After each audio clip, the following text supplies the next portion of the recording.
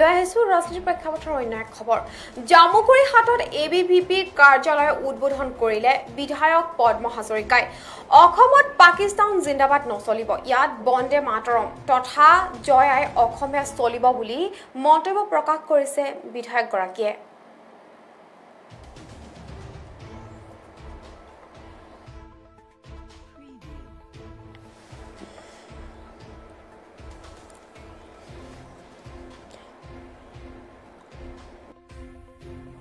অখিল ভাৰতীয় বিদ্যাৰ্থী পৰিষদ জামুগুৰিহাট শাখাৰ এটি স্থায়ী কাৰ্যালয় উন্মোচন কৰি বিধায়ক পদ্ম হাজৰিকাই কয়, অসমৰ বায়ু পানী খাই পাকিস্তান বাংলাদেশৰ চিন্তা থকাসকল আমাৰ ঘোৰ শত্ৰু।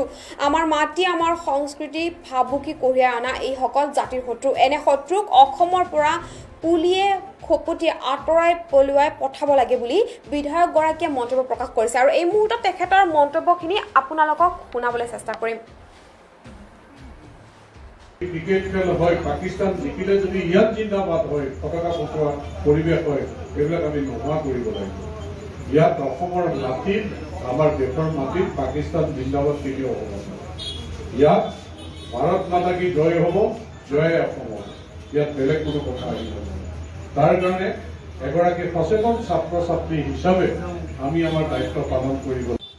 যদি ক্ৰিকেট খেল দেশখন সুৰক্ষিত কৰিবৰ কাৰণে দেশ স্বাধীন হোৱাৰ পিছতো পাকিস্তানে যেনে মনোভাৱেৰে কাম কৰি আছে, চাইনাই যেনে মনোভাৱেৰে কাম কৰি আছে, তাৰ প্ৰত্যুত্তৰ দিবৰ কাৰণে, চাইনাই দেখুওৱা ৰঙা চকুৰ জবাব দিবৰ কাৰণে, পাকিস্তানে কৰা আক্ৰমণৰ প্ৰত্যুত্তৰ দিবৰ কাৰণে, উগ্ৰপন্থী কাৰ্যকলাপ বন্ধ কৰিবৰ কাৰণে যিখিনি পদক্ষেপ আমাৰ চৰকাৰে গ্ৰহণ কৰি আছে, ইয়াক আমি এই দেশৰ ছাত্ৰ ছাত্ৰী হিচাপে আমাৰ যিখিনি কৰণীয় আছে, আমি যিখিনি সচেতনতা অৱলম্বন কৰাৰ প্ৰয়োজনীয়তা আছে, এইখিনি ক্ষেত্ৰতো অখিল ভাৰতীয় বিদ্যাৰ্থী পৰিষদে শক্তিশালীভাৱে পদক্ষেপ আগবঢ়াই আহিছে।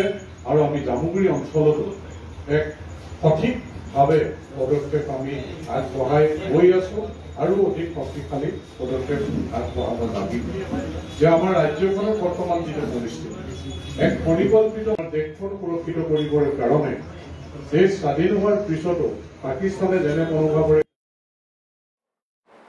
আৰু ইয়াৰ লগে লগে ষ্টুডিঅ' মজিয়াৰ পৰা মই নিশা শৰ্মা বিদায় লৈছোঁ। পৰৱৰ্তী খবৰ বাবে তথা সতৰ্ক হৈ থাকিবলৈ চাই থাকিব আপোনালোকৰ প্ৰিয় চেনেল PI নিউজ। ধন্যবাদ।